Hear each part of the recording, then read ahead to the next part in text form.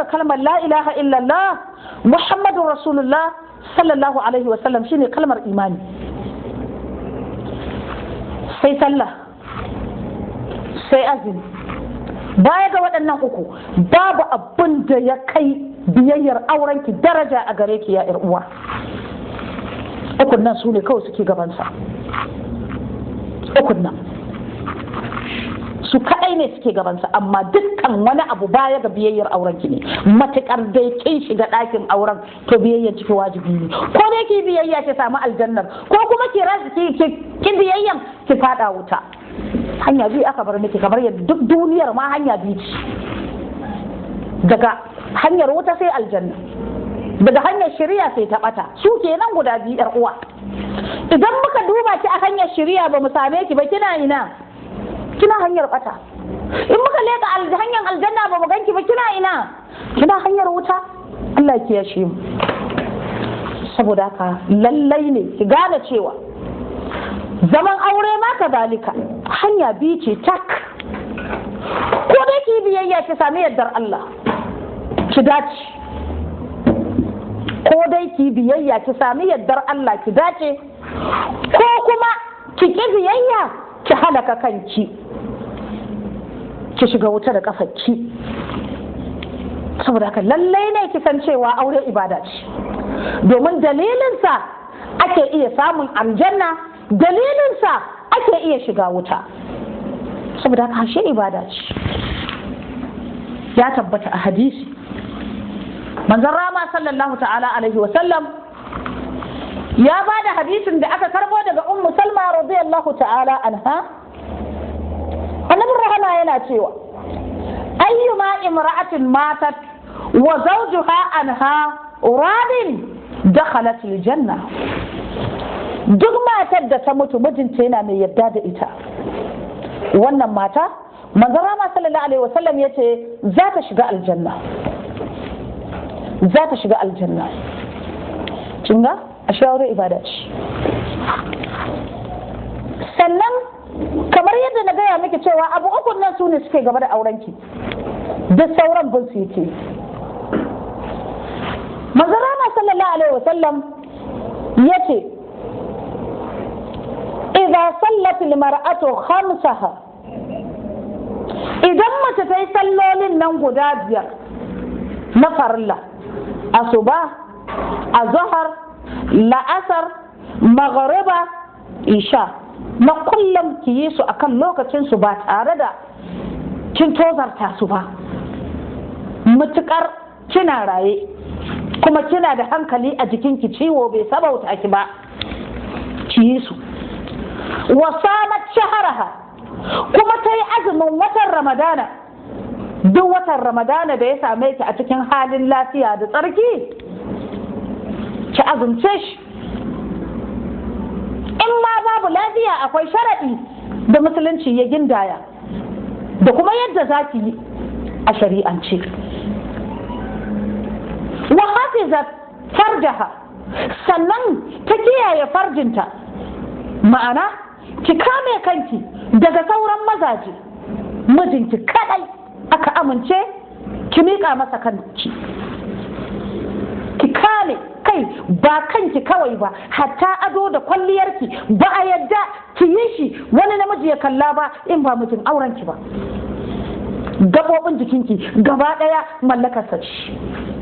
Daga ranar da aka shafa fatiya aka tattara ki aka miƙa masa, kin zama mallakarsa. Kowane irin gaba da ke jikinki mallakarsa ce, ba a yadda ki miƙa shi ga wani ba ya kalla balle har ma ya damƙa. Ba a yadda da wannan ba, ko da wasa. Yan uwa mata muna da matsala a wannan bangare mai yawan gaske. Sai ki ga mace ta ci ado, ta taɓa kwalliya, ta fita kamar wacce ba ta san cewa akwai mala'ikun nan marubuta guda biyu tattare da ita ba. Magana mai taushi ba za ta yi shi ba sai ga mijin wata, kwalliya ba za ta yi shi ba sai dan ta fita waje a yabe ta. Yar uwa, idan dan adam ne duk abin da kika yi sai ya koshe ki. Kaddara biki za ki je, ki kwalliyan kura a daka dan ki je ki burge, sai sai kin je ki ji a kunnen ki wata tana cewa kai wanda akwai kauɗi, ta ɗauka ta yi kyau ne da wannan adan take nuna mutane yanga haka. To ya zaki koma zaki ki canza? Kuma ga ki ba lada. Da ki ce an zage ki mai ma'ana zagin da zaki samu lada, don Allah bai ce ki domin haka ba. Ya ce ki ne wa mijin aurenki, ki bai masa kewa, ki zame masa abun gani ya yi sha'awa, ki zame masa matar da in ya kalla zai ji farin ciki ya kama shi. Baki ba.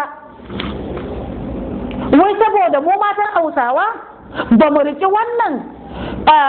wannan shari'a da gaskiya ba, har muke kirari wa kanmu cewa a cikin kayanmu akwai waɗanda ba na sawa ba ne sai ranar zuwa ganin sarki, ma'ana ranar fita ta musamman domin a je a yi mu'amala da wasu daban ba mijin aure ba. Subhanallah, Allah bai faɗi haka ba. Allah ya ce wala yubdina zinatahunna, kada su bayyana adonsu illa li bu'ulatihinna, sai ga mazajensu, sai kuma waɗanda Allah ya yarda su ga adam ɗaiɗaiku kamar uba, ɗa, ‘ya'yan miji, yayu, ƙanne da sauransu. Amma ba mu tsaya a nan ba, sai muka tsallake. Kin ci jambaki, kin sha jagira, kin zuba hoda, kin ɗauki kayan gindin adaka faɗin naku mata, kayan zuwa ganin sarki, kin ɗaura a lokacin da mijinki ma baya gida ya fita, bai ma gani ba, bai riga gani ba ma bare wasu su ƙara gane masa. Sun yi waje, wasu can kike bukatan su kalla, baki kare kanki kamar yadda hadisin ya faɗa ba, baki kiyaye farjinki kamar yadda hadisin ya faɗa ba. Sannan annabi Rama sallallahu alaihi wasallam ya ƙara da cewa wa ata'at zawjaha, kuma ta yi biyayya wa mijinta, matar da ta haɗa abu hudun nan, ta yi sallolinta, ta yi azumin kowane wata, sannan ta kare mutuncinta, kiyaye farjinta, ta yi biyayya wa mijinta. Annabin rahama ya ce dakhalat jannata rabbaha, za kuma ta shiga aljannar ubangijinta. Kai saboda ma tsabar halin ya burge sai aka ba yi amfani da madi a cikin kalmar shiga aljanna. Dakhalat aka ce ta ma shiga aljannar ubangijinta, ta shiga aljannar ubangijinta. Yar uwa, haka muke yi ba haka muke ba, saboda tsabar lalacewa a gurinmu matan Hausawa. Mace a gida ba ta san ta yi kwalliya yayin da ta san mijinta yana gida don ya gani ta ɗebe masa kewa ba. Don haka ‘ya'yanmu sun san ba a kwalliya a zauna a gida, da zarar ya ga kin yi ado sai ka ji ya fara cewa mama ni ma zan je, saboda ya san ba a ado a zauna a gidan ubansa, ba a kwalliya a zauna a gidan ubansa. Wannan ɗabi'a mummuna Allah ya kankare mana shi. Gaskiya muna cikin wani hali da muke buƙatar tarbiyya na gaske a zamantakewar mu da mazajen mu. Uwa barin faɗa miki wani abu, a lokacin da ke kike tunanin bai dace ki ɗauki zanin gindin akwati ki ɗaura wa mijinki ya gani ba don wasu dalilai kamar haka. Ta iya yiwuwa saboda mijin baya wadatar da ke da sabulu, ta iya yiwuwa saboda mijin baya wadatar da ke da mai shafawa, baya wadatar da ke da kayan kwalliya, ko ma gaba ɗaya baya yi. Yasa kike amfani da wannan dama wajen hana ganin kwalliyarki? Allahu akbar. Me kike tunani idan da za ki yi wannan abun da dukiyarki ki nemi aljannan da shi? Domin idan kika yi da dukiyar naki kika bashi ya gani ya ji daɗin, kin sai aljanna da dukiyar ki. Kuma Allah da kansa yake cewa ya saye dukiyar muminai da rayukansu, zai biya su da aljanna. Kin gwammaci ki ɗauki dukiyar taki ki adan ki je ki sayo fushin Allah da shi a maimakon ki sayi aljannar Allah da shi a wajen mijinki? Shi ya fi sauki? Mai hattara, babu sauki ga wannan. Ba dama ba ce, ba dalili ba ne ki ɗauki wannan dama ki muzanta wa mijinki, babu dalili. Ai in har kin san za ki iya saye ki ajiye don fitan kunyar biki, wallahi don kyautata wa mijinki a wannan yanayi aula shi yafi. domin akwai lada. Wanda zaki fita waje babu lada sai zunubi, kin dauki dukiyarki kin sai zunubi wa kanki, amma in dan mijinki kika yi kin dauki dukiyarki kin sai aljanna daga mijinki. Shi yafi. Kuma wata muguwar dabara, wata gurguwar dabara gare mu mata, ai idan kina tsafta da dukiyar taki a bai bakin ba, wata rana sai ya shigo ya ganki dukun yace wace yau ya na ganki haka, wallahi yau aljihuna ne yayi firiri ba samu abin da na sai omo ba, balle in yi wanki, sabulun wankan ma babu, da kyakkyawan lafazi wallahi al'azim zai saya miki. To amma tun da safi a haka kika ginu, saboda haka sai ku yi ta tafiya, shi ma bai damu ba, kin gina shi akan rashin damuwa da adam mata. Don haka in ya zo ya samu ba a yi ba dama bai saba ba, sai ya je waje in ya ga mata sun zo wucewa da ado ya zama wawa, ya zama mahaukaci, ya zuba musu ido har sai sun kule, saboda a gidansa bai san wannan ba. Idan da wata za ta zo wucewa ta ci adon ta ci kwalliyan yana cikin kallonta, sai ta ce sannu baban wani, ya ce yawa ku fito ne, ya haukace saboda a gidansa babu wannan. Idan har ya saba ganin wannan a cikin gidansa, yau ki masa wannan kwalliya, gobe ki masa wancan kwalliya, yau ki masa wannan taku, gobe ki masa wancan rangwada, dan ya gani a waje ne zai firgita shi. Ya saba gani a gidansa, amma babu. Shi yasa kwata-kwata a rayuwar auren Bahaushe babu soyayya, don ba abun son. An ɗauki aure mataskata ce kawai na 'ya'ya. Aure mataskata ce kawai na 'ya'ya. In kana son ka yi aure ka haihu, in kana so ka haihu nemi matar aure ka zo ta haifa maka, shi kenan. Babu wani abu mai kama da soyayya a cikin zaman, babu. Wanda gidan manzon Allah sallallahu alaihi wasallam ba haka aka rayu ba. In ana son, in kina son ki san menene soyayya, karanci tarihin zaman na Aisha radiyallahu ta'ala anha da manzon Allah sallallahu alaihi wasallam. Ki ji soyayyar da baki taɓa aikata shi ba a rayuwarki. Baiwar Allah na Aisha ita ce amaryar soyayya. Bari faɗa miki kaɗan daga ciki, wataƙila ki kama. Na farko tukunna, Nana Aisha radiyallahu ta'ala anha saboda tsananin soyayyar da ta ginu a kansa ba ta zama cikin ƙazanta. Kullum so take manzon Allah sallallahu alaihi wasallam idan ya shigo ya ganta yayin sha'awa.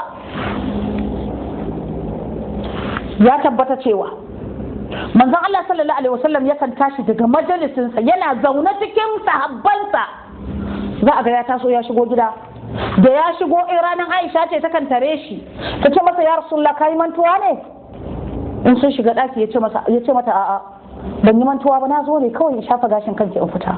Sai ta cire ɗan kwalinta ya shafa tun daga matsaran gashin kanta har gadon bayanta, tun da nasu gashin har kan duwawu yake, ya juya ya fita, iya bukatarsa kenan kuma ta biya ne waje. Yar uwa na ki kitson idan kin yi shi sai yayi wata ba a tsefe ba. Dan gumi kankani kaga duk goshin ki yana saukar da ruwa saboda dattin kanki. Ba ruwanki da tunanin mijinki da wani ido zai kalli wannan, zai ji haushinki, babu. Ba ki tuna wannan. To ya zai ya soki? Abu na biyu, yar uwa, Nana Aisha radiyallahu ta'ala anha takan dubi mijinta ta faɗa masa kalamai na soyayya. Takan ce masa ya Rasulullahi kana so na? Yace ina son ki mana Aisha. Me yasa kike ga kaman bana son ki? Yace ina son ki. Yayi kwatance da wani sahabi kamar yadda Abu Wani yake son Ummu Wani. Ta ce ya Rasulullah ashe ba ka so na. Ce me yasa kike ganin kan bana son ki? Ko dan kin ga sun rabu, ai ne ba zan taɓa rabuwa da ke ba Aisha. Kaga wannan ya Rasulullah kana so na magana ce da ta daɗaɗa wa manzon Allah sallallahu alaihi wasallam zuciya. Sannan shi ma ya mayar mata da kalmar daren ta yi daɗi. Dan Allah me yake tsirowa a nan? Soyayya. Ke mijinki bai sanya ji kalamai masu daɗi a bakinki ba. In kin furta baka ce wulak, har yana tsoron ya tunkare ki saboda tsabar bakaken maganganunki, yana tsoron kalmar bakinki kamar yadda yake tsoron ajalinsa. Yar uwa, kuma a haka kike tunanin zaki samu aljanna, kin yaudara kanki, kin yaudara kanki. Akan wannan barin baki mazar kwaila ki sha, ko in ba ku mazar kwaila ku sha. Akwai fuskoki guda uku waɗanda duk namijin duniya idan zai shigo gidansa yakan shigo da ɗayan uku ɗin nan. Duk wani namiji, kowane ne shi kuma kowane jinsi ne shi, in zai shigo gidansa akwai fuska guda uku da kowane namiji ke ɗauke da shi. In zai zo gidansa da ɗaya daga cikin ukun nan yakan shigo. Na farko akwai shigowa na nishaɗi. Wata rana mijinki yakan dawo gida cikin nishaɗi da annashuwa, waje ya yi daɗi, ko dai an ci ribar kasuwa, ko dai a gurin aiki an samu girma, ko kuma a wajen aiki an wuni wani bai bata masa rai ba, ko kuma ya je ya ga amfanin gona ya fito mai kyau, an ganye banya gona ta kan kama da sauransu dai irin waɗannan. Sai ya shigo miki cikin nishaɗi da annashuwa. A wannan shigowa akwai yadda zaki ke welcome ɗinsa, ma'ana ki tarbe shi, akwai yadda zaki tarye shi a wannan shigowar. A wannan shigowa ake bukata ki masa wasanni, nishadi, ki daɗaɗa masa ransa, saboda ki kai shi tudun da ya kai matuƙa a jin daɗi. Ya zaki ki masa wannan? Mijinki ya dawo, dama a matsayinki na mace ta gari baki saba in kika ji motsin mijinki ki ci gaba da naki damuwa sai ya dawo ya samu inda zai zauna da kansa ba. A domin na Aisha ba ta haka, wa radiyallahu ta'ala anha. Daga cikin irin soyayyar da takan gwada manzo sallallahu alaihi wa sallam, in ranar aikinta ne da zarar ta ji motsin annabi sallallahu alaihi wa sallam daga kofar gida, ta ji motsin takalminsa zai shigo, takan je ta tare shi a kofar zauri, ta kama hannunsa, ta saka a hamatarta, ta kawo nan yatsu nata, ta sarƙafa su a cikin nashi, ta kai shi ɗaki, ta zauna, ta kwantar da kansa akan cinyanta. Haka kike wa mijinki? In ya samu haka, ai ya samu rabon duniya din nan da aka faɗa a baya, ya samu. To in har mijinki ya shigo da nishadi, ki je ki tarye shi. A wajen taryen miji a nan ake gano waɗannan fuskoki guda uku da na faɗe su, ko kuma zan ambato su.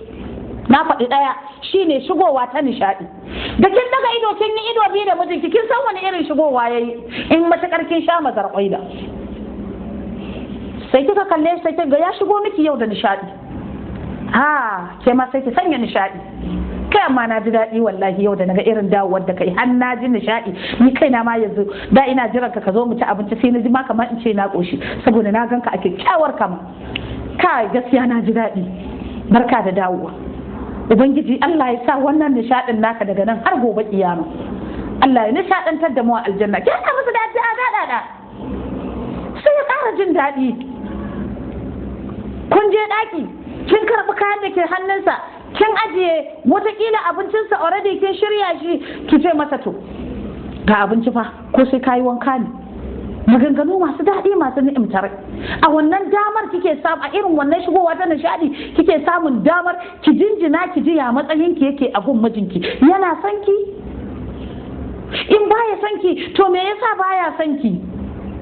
In ya gaya miki aibin da yasa ba ki ransa, ki gyara don ki shiga ransa.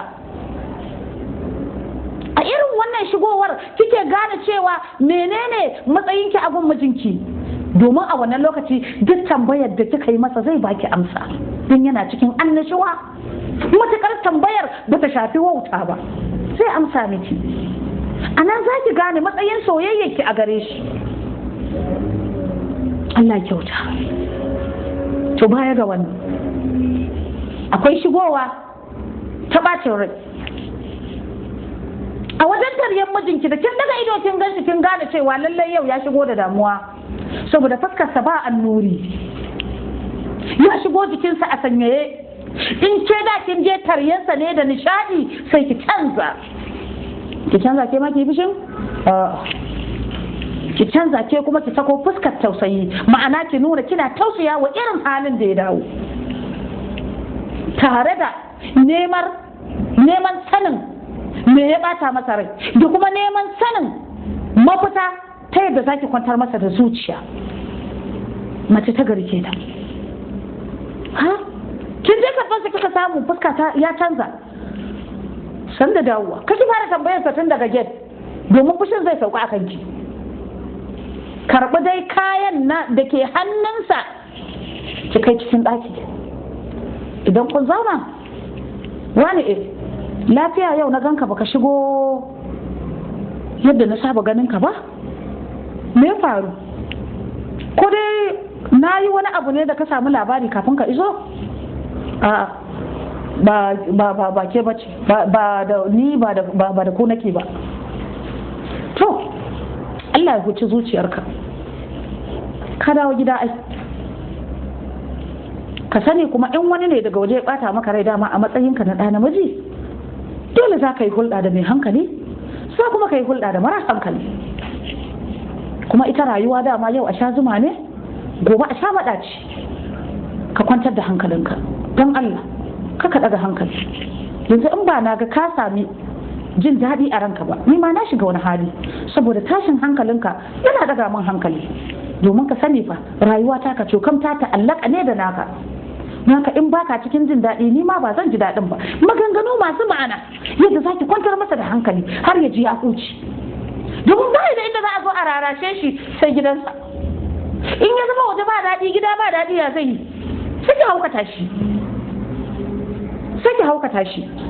Gaba ta san mai take yi, ita take ɗaukan wannan mataki akan ɓacin ran mijinta. Wallahi in Allah ya haɗa ka da kangarau ɗin mace, waje ba daɗi, gidan ba daɗi. Ka zo dama bata damu da taryanka ba, ka shigo dama bata damu da ka shigo ba, ma bare ta zo ce maka sannan tana nata aikin. Ka kwala mata kira, in ta zo ta ce gani aiki nake yi, in ka shigo gidan da ka da kiran mutum kenan, to me zan maka? Magana mai kaushi ka rasa wani, sai kanka yi kaman zai fashe shi, saboda ka je wajen ba daɗi, gidan ga irin lafazin da ka zo ka tara.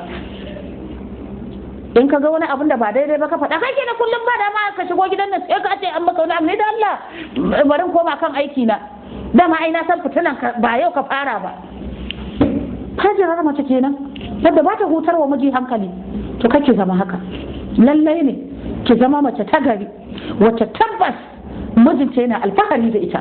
In kika zama mijinki baya alfahari da ke, kin shiga matsala.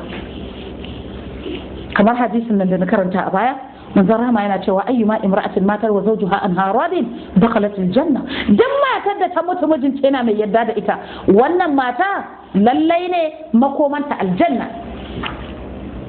To lallai ki zama mai yaye bakin cikin mijinki, mai rarashin mijinki, mai taimakon mijinki a lokacin da yake fushi, ta taimaka masa domin sauka da sauri. Wannan kenan. Akwai shiga na uku, shine shigar da miji zai zo na sha'awa. Matar da ta san me take yi, daga wajen taryen mijinki kawai da kin kalli fuskarsa kin san yau yana sha'awa, yana da sha'awarki. Wallahi matar da ta san me take kawai ita ce za ta taimaka wa sha'awar har a kai ga nasara. Matar da bata san me take ba, in kai wasa daga cikin gidanka kana shiga tsakar gidanka da kayi ido biyu da ita, wallahi ka nemi sha'awar ka rasa. Na farko ka da ka same ta ba ado, na biyu ka zo ka same ta a cikin wani yanayi na rashin mutunci, ta daura tsamarar tsiya kai take jira. Na uku ka zo ka same ta a wani yanayi ma da kake tsoron ma ka tunkare ta. Wannan mata kace tsammanin rabauta, matuƙar ba ta tuba ba. Lallai karki tsammanin samun rabo a gun ubangijinki in kin zamo mai gasa wa mijinki aya a hannu, sai dai in kin tuba kin gyara halayenki. Amma matar da ta san me take yi, da zarar ta kalli ƙwayan idan mijinta a lokacin da ya shigo gida, ta san yau wani yana da sha'awa.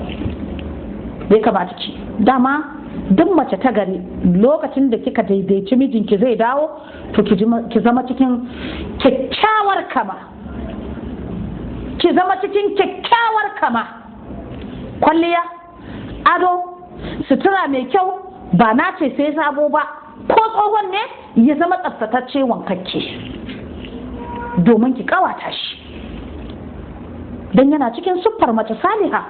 manzon Rama sallallahu alaihi wasallam yace almar'atu salihah hiya allati idza nazarta ilayha sarratka. Mace ta gari ita ce wacce in ka kalle ta kawai sai ka ji zuciyarka ta yi sanyi, sai ka ji nishadi, ka ji farin ciki a ranka. Yar uwa, yaya mace za ta yi mijinta da ya kalle ta kawai ya ji daɗi? Wannan ta hada da ado, kwalliya, tsafta suke sawa namiji ya kalli matarsa ya ji daɗi. Bismillah, ya kalli matarsa ya ji daɗi. Ga misali, yar uwa, manzon Rama sallallahu alaihi wasallam ya ce wa mazaji, idan kuka zauna akan hanya sai kuka ga wata mace ta wuce ta ƙayatar da ku, yace kar ka tsaya kallanta, garzaya gida wajen taka matar, don duk abin da yake jikin wancan mata da ke kan hanya akwai a matarka, akwai a jikin matarka, ko ma ka je ka tarar da taka. Shikenan sai mijinki ya je kan hanya da yamma ranar juma'a misali, ranar da zawarawa da 'yan mata suke cin ƙwarar su zaga bakin hanya domin samun matayi, sai mijinki ya ga wata ta yi ado, ta ci kwalliya, ta kashe ɗaurin nan ya yaƙe shi, ya yi attraction ɗinsa ainu, zai ƙara zura mata ido sai ya tuna hadisin nan da manzo sallallahu alaihi wasallam, sai ya garzaya gida gurinki. Yana zuwa yar uwa sai ya tarar da kin yi adon ma, kin yi kwalliyar, kin kashe ɗaurin da ya ci ƙaniyan wancan da ya gani akan hanya. Don Allah yar uwa, idan ya kalle ki me zai ji? Daɗi. Kun yi ido biyu kin yi yar murmushi, don ya tabbata a shari'a duk matar da suka yi ido biyu da mijinta ba ta yi murmushi ba ta saba wa Allah. Yana ta kallon ki kallon jin daɗi, ganin wannan Allah ya mallaka min a matsayin matata, Allah na gode maka. Sai kika juyo sai kuka yi ido biyu sai ki ce shi ma har ya dara bai sani ba. Amma gawa matar da ta san me take, in ka haɗu da fajirar mace, sai ka zo gidan ka tarar ba wankan, na farko tukunna ma duk shara ɓanta jirwayen tsarki, sannan watakila mai shayarwa ce ta kwance zani ya sauka maranta, ta bayar da nono, jikin ba riga, nonon na zube daba har kan cinyarta, kan ba kallabi, kitson ya tsufa, yana damunta da ƙaiƙayi. Ka zo ka tsaya ka tarar da nan an zubar da miya, can an zubar da kunu, wannan dama jina a hancinsa, ka ce haba wanci ki rika gyarawa mana. Dalla kake nan kullum ka zo baka rasa abun faɗa, sai ka ce an maka laifi, bakin ga wari, kana susa kuyas tsohon kitso da dauda ya sa ta kai. In ka kalle ka sai ka ji ka sundume, maimako ka zauna a gidan sai ka juya. Kun yi ido biyu ta ce maka me kuma na hararana, saboda su san ma'anan waɗannan abubuwa ba. To lallai yar uwa, ina roƙonki da ki iya ƙoƙarinki wajen ganin cewa kin zama abun farin ciki wa mijinki, kin zama abun gadara wa mijinki, in kin zama mai ɗebe wa mijinki cewa, mai kwalliya domin mijinki, mai canza taku domin mijinki, mai fara'a domin mijinki, wallahi ko ya gani a waje ba zai burge shi ba. Inda wata za ta zo ta masa sai ya ce mata gafara da Allah baki kai wance na ba, kin ga kin zama abin gadara. Saboda haka ɗan uwa mata, gashi mun koro ga lokaci yayi harinsa, don haka ina cewa mu haɗu a kaso na gaba insha Allahu ta'ala. Abinda na faɗa daidai Allah ya bamu ladansa duka, abinda na kuskure Allah ya gafarta min ya gafarta muku. Aqulu qawli hadha wa astaghfirullah li wa lakum innahu kana tawwaba.